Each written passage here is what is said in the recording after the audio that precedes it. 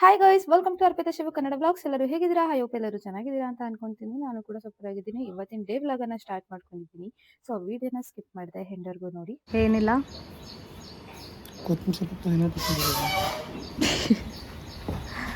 ಇದೇನು ಹೇಳು, YouTube blog after long time ನಿಂತ್ಕೋ. ಸೊ ನನ್ನ ಸಬ್ಸ್ಕ್ರೈಬ್ಗಳು ತುಂಬ ಜನ ಕೇಳ್ತಾ ಇರ್ತಾರೆ, ಹೇಗಿದೆಯಾ, ಈ ಲೈಫ್ ಹೇಗಿದೆ, ಬ್ಯುಸಿಯಾಗಿದೆ. ಗೈಸ್ ಶಿವು ಅವರು ಮಾರ್ಕೆಟ್ಗೆ ಹೋದರು. ಅಂಗಡಿಗೆ ಬೇಕಾಗಿರುವಂತಹ ತರಕಾರಿ, ಸೊಪ್ಪು ಹಾಗೆ ಐಟಮ್ ಏನೇನು ಖಾಲಿಯಾಗಿದೆ ಎಲ್ಲ ನೋಡಿಕೊಂಡು ಕೆಲ್ಸಕ್ಕೆ ಹೋಗೋಷ್ಟ್ರಲ್ಲಿ ತಂದಿಟ್ಬಿಡ್ತಾರೆ ಅಂತಲೇ ಹೇಳ್ಬೋದು. ನಾನು ಈ ಚಾಕ್ಲೇಟ್ನ ತುಂಬ ಇಷ್ಟಪಡ್ತೀನಿ, ಮ್ಯಾಂಗೋ ಫ್ಲೇವರು. ಅದಾದಮೇಲೆ ಬಾಂಬೆನೂ ಕೂಡ ತಿಂತಾ ಕೂತ್ಕೊಂಡೆ. ಸೊ ಏನಾದರೂ ಕ್ರೇವಿಂಗ್ಸ್ ಆದಾಗ ಈ ಥರ ₹1 ₹2 ತಿಂಡಿನೇ ಎಷ್ಟು ಟೇಸ್ಟಿಯಾಗಿರುತ್ತೆ ಗೊತ್ತಾ ಗೈಸ್. ಅದೆಲ್ಲ ಆದಮೇಲೆ ನನ್ನ ಬಟ್ಟೆ ಅಂಗಡಿ ಕಡೆ ಬಂದೆ. ಅದಂತೂ ಫುಲ್ಲು ಮೆಸ್ಸಿ ಆಗಿಬಿಟ್ಟಿದೆ. ಸೊ ನಾನಿದು ಪಾರ್ಟಿಷನ್ ಥರ ಮಾಡ್ಕೊಂಡಿದ್ದೀನಿ, ಪ್ರಾವಿಷನ್ ಸ್ಟೋರ್ ಅರ್ಧ, ಬಟ್ಟೆ ಶಾಪ್ ಅರ್ಧ ಅನ್ನೋ ಥರ. ಸೊ ನನ್ನ ಆಲ್ಮೋಸ್ಟ್ ಬಟ್ಟೆಗಳೆಲ್ಲ ಸೇಲ್ ಆಗಿದೆ ಅಂತಲೇ ಹೇಳ್ಬೋದು. ಎಲ್ಲ ಒಂದೊಂದು ಸೈಜಲ್ಲಿ ಒಂದೊಂದು ಪ್ಯಾಟ್ರನ್ಸ್ ಇದೆ. ಸೊ ತುಂಬ ಕ್ವಾಲಿಟಿ ವೈಸ್ ಅಂತೂ ತುಂಬ ಚೆನ್ನಾಗಿರೋದೇ ಹಾಕಿಸಿದ್ದೆ ನಾನು ಸ್ಟಾರ್ಟಿಂಗು. ಮಿಕ್ಸಲ್ಲಿ ಹಾಕಿಸಿದ್ದೆ, ಅಂಬ್ರೆಲಾ ಸೆಟ್ಟು ಆ್ಯಂಡ್ ಫ್ಯಾನ್ಸಿಯಾಗಿ ಮಾಡ್ರನ್ ಆಗಿ ಆ್ಯಂಡ್ ಎಲ್ಲ ಟೈಪಲ್ಲೂ ಹಾಕಿಸಿದ್ದೆ. ಆ್ಯಂಡ್ ನನ್ನ ರೆಗ್ಯುಲರ್ ಕಸ್ಟಮರ್ ಇದ್ರಲ್ಲ, ಅವರೇ ಆಲ್ಮೋಸ್ಟ್ ಪರ್ಚೇಸ್ ಮಾಡಿದ್ದಾರೆ ಅಂತಲೇ ಹೇಳ್ಬೋದು. ಸೊ ನಾನು ಈ ಪ್ರೆಗ್ನೆನ್ಸಿ ಕನ್ಫರ್ಮ್ ಆದಮೇಲೆ ಬಟ್ಟೆ ಶಾಪ್ ಸ್ವಲ್ಪ ಬೇಡ ಅಂತ ಅಂದ್ಕೊಂಡು ಡ್ರಾಪ್ ಮಾಡಿದ್ದೀನಿ ಅಂತಲೇ ಹೇಳ್ಬೋದು. ಕಸ್ಟಮರ್ ಬಂದಾಗ ಅಟೆಂಡ್ ಮಾಡಿರೋ ಬಟ್ಟೆಗಳನ್ನೆಲ್ಲ ಹಂಗಂಗೆ ಮೆಸ್ಸಿಯಾಗಿ ಇಟ್ಬಿಟ್ಟಿದ್ದಾರೆ. ಸೊ ಅದನ್ನ ಫೋಲ್ಡ್ ಕೂಡ ಮಾಡಿಲ್ಲ ನನ್ನ ಅಂಗಡಿ ಕಡೆ ಬರ್ತಾ ಇರೋದಕ್ಕೆ. ಇವಾಗ ಎಲ್ಲನೂ ನೀಟಾಗಿ ಫೋಲ್ಡ್ ಮಾಡಿ ಸಿಸ್ಟಮ್ನೆಲ್ಲ ನೀಟಾಗಿ ಒರೆಸ್ದಾಗ ಸಿಸ್ಟಮ್ಗೂ ಕೂಡ ತುಂಬ ಧೂಳಾಗ್ಬಿಟ್ಟಿತ್ತು. ನಾನು ಸ್ವಲ್ಪ ಅಂಗಡಿ ಹತ್ರ ಹೋಗಲಿಲ್ಲ ಅಂದಾಗ ಈ ಥರ ಫುಲ್ಲು ಮೆಸ್ಸಿ ಆಗಿಬಿಡುತ್ತೆ ಅಂತಲೇ ಹೇಳ್ಬೋದು.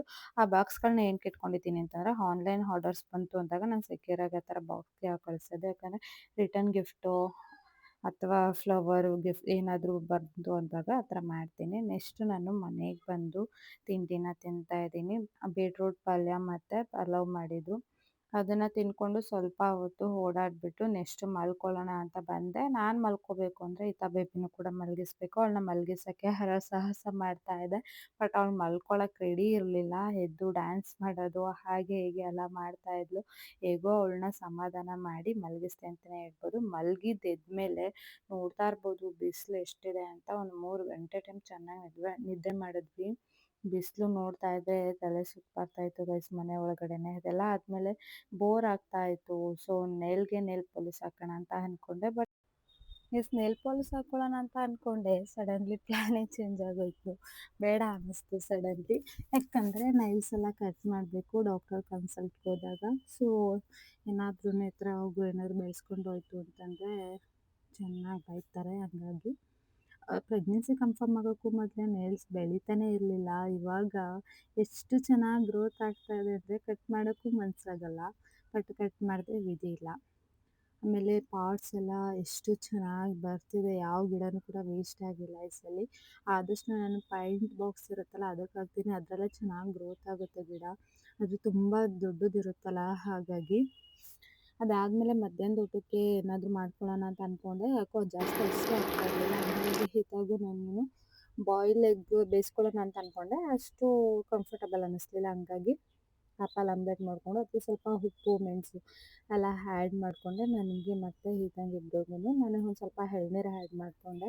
ಹಿತಂಗೆ ನಾನೇ ಈ ಥರ ಸಪ್ರೇಟ್ ಚಿಕ್ಕ ಚಿಕ್ಕದಾಗಿ ಕಟ್ ಮಾಡಿಕೊಟ್ಬಿಟ್ರೆ ಅವಳೇ ತಿಂತಾಳೆ. ಸೊ ಹಠ ಏನು ಮಾಡೋದಿಲ್ಲ. ಊಟನೂ ಕೂಡ ಆಲ್ಮೋಸ್ಟ್ ಅವಳೇ ತಿಂತಾಳೆ. ಅವಳಿಗೆ ಈಗ ಇಷ್ಟು ಚಿಕ್ಕ ವಯಸ್ಸಿಗೆ ಅವಳೇ ತಿಂತಾಳೆ ಪರವಾಗಿಲ್ಲ ಹಾಗೆ ಹೀಗೆ ಅಂತ ಎಲ್ಲ ಹೇಳ್ತಿರ್ತಾರೆ ಕೆಲವರು. ಬಟ್ ನಾನು ಇದನ್ನು ಅಭ್ಯಾಸ ಮಾಡಿಸಿರೋದು. ಯಾಕಂದರೆ ಬೇರೆಯವ್ರ ಮೇಲೆ ಡಿಪೆಂಡ್ ಆಗೋ ಬದಲು ಮಕ್ಳುಗಳಿಗೆ ಅವಾಗವಾಗ ಹೇಳ್ಕೊಡ್ತಾ ಇದ್ದರೆ ಅವರೇ ಕಲ್ತ್ಕೊಂಡು ಬಿಡ್ತಾರೆ. ನಾನು ಜಾಸ್ತಿ ಅವಳಿಗೆ ಫೋರ್ಸ್ ಮಾಡೋಕ್ಕೆ ಹೋಗಲ್ಲ. ಅವಳಿಗೆ ಹೇಳಿಕೊಟ್ರೆ ಅದನ್ನೇ ಮಾಡ್ತಾಳೆ. ಊಟದ ವಿಷಯದಲ್ಲೂ ಅಷ್ಟೇ, ನಾನು ಏನಾದರೂ ಊಟ ಹಾಕ್ಕೊಟ್ಬಿಟ್ರೆ ಅವಳೇ ತಿಂತಾ ಕೂತ್ಕೋತಾಳೆ. ಆ್ಯಂಡ್ ನಾನು ಏನು ಮಾಡ್ತೀನೋ ಅದನ್ನೇ ರಿಪೀಟ್ ಮಾಡ್ತಾಳೆ ಅವಳು.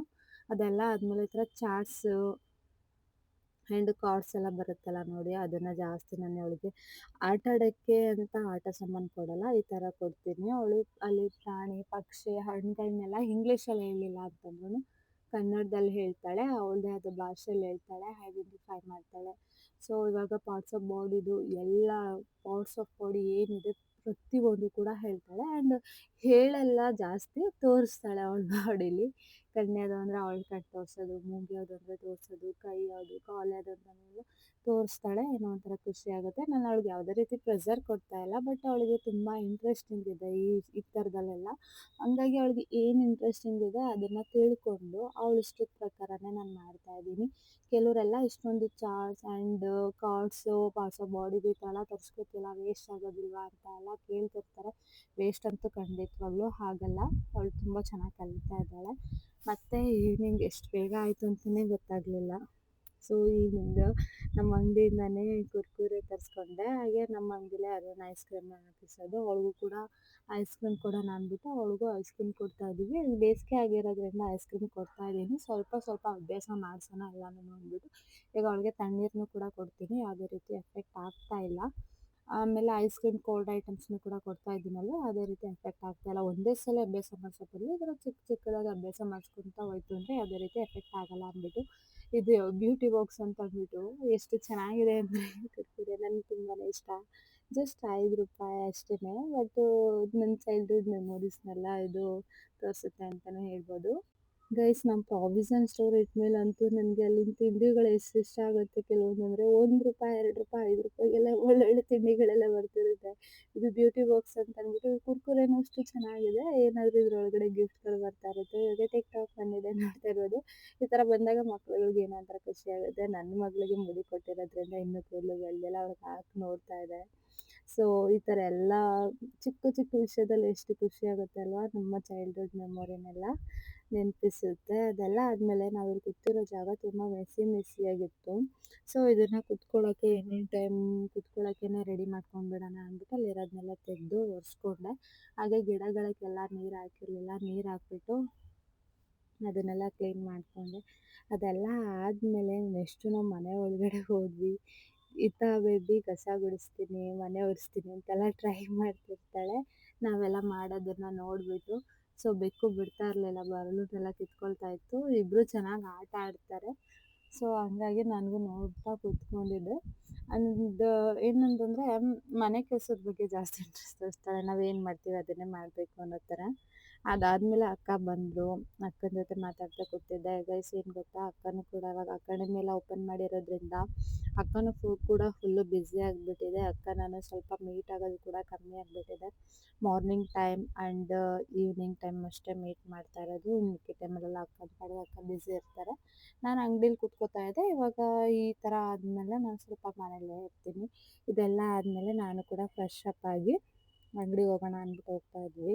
ಸೊ ನಾನು ಸ್ವಲ್ಪ ಒಂದು ನೈಟ್ ಟೈಮ್ ಒಂದು ಸ್ವಲ್ಪ ಹಿಂಗೋ ಒಂದು 2-3 ಅವರ್ಸಾದ್ರು ಕೂತ್ಕೊಳ್ಳೋಣ ಅಂತ ಅಂದ್ಬಿಟ್ಟು ಟ್ರೈ ಮಾಡ್ತಾಯಿದ್ದೀನಿ. ಫುಲ್ ಟೈಮು ಕೂತ್ಕೋಬೇಕು, ಸ್ವಲ್ಪ ವಾಮಿಟಿಂಗ್ ಕಮ್ಮಿ ಆಗಲಿ ಅಂತ ವೆಯ್ಟ್ ಮಾಡ್ತಾಯಿದ್ದೀನಿ.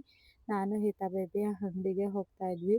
ಅಂಗಡಿ ಸ್ವಲ್ಪ ವಾಕಬಲ್ ಆಗಿರೋದ್ರಿಂದ ನಡ್ಕೊಂಡೇ ಹೋಗ್ಬೋದು. ನಮ್ಮ ಮನೆಯಿಂದ 3ನೇ ಅಂಗಡಿ, ಕಾರ್ನರ್ ಅಂಗಡಿನೇ ಮಾಡ್ಕೊಂಡಿರೋದು. ಅದಾದಮೇಲೆ KFC ತಿನ್ನೋಣ ಅಂತ. ಹಾಯ್, ಹೇಗಿದ್ದೀರಾ ಅಂತಿರಲ್ಲ, ಹೇಳಪ್ಪ. ಹಾಯ್ ಮಾಡೋದು ಕಪ್ಪು ಕೊಡು, ಇಲ್ಲಿ ಹಿಂಗೆ ಸ್ಮೈಲ್ ಕೊಡು, ಇಲ್ಲಿ ಕಪ್ಪು ಕೊಡು. Good girl.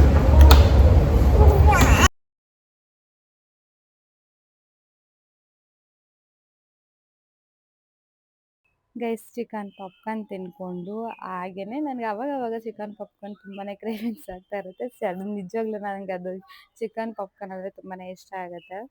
ಅದೆಲ್ಲ ಆದಮೇಲೆ ನೆಕ್ಸ್ಟು ನಾವು ಮನೆ ಕಡೆ ಹೊರಟ್ವಿ ಅಂತಲೇ ಹೇಳ್ಬೋದು. ನಾನು ಶಿವು ಬೇಬಿ ಮಾತಾಡಿಕೊಂಡು ಹೊರಟ್ವಿ. ಟೈಮ್ ಸ್ಪೆಂಡ್ ಮಾಡೋದೇ ಗೊತ್ತಾಗಲಿಲ್ಲ. ಸೊ ಇದು ನನ್ನ ಪುಟ್ಟ ಫ್ಯಾಮಿಲಿ ಗೈಸ್. ಇವತ್ತಿನ ಡೇ ವ್ಲಾಗ್ ಇದು ಆಗಿತ್ತು. ಈ ವಿಡಿಯೋ ನಿಮಗೂ ಇಷ್ಟ ಆಗಿದರೆ ನನ್ನ ಚಾನಲ್ನ ಸಬ್ಸ್ಕ್ರೈಬ್ ಮಾಡ್ಕೊಳ್ಳಿ. ಸೊ ಇವತ್ತಿನ ಕತೆ ಇಷ್ಟೇ. ಸಿಗುವ ಮತ್ತೆ, ಬಾಯ್.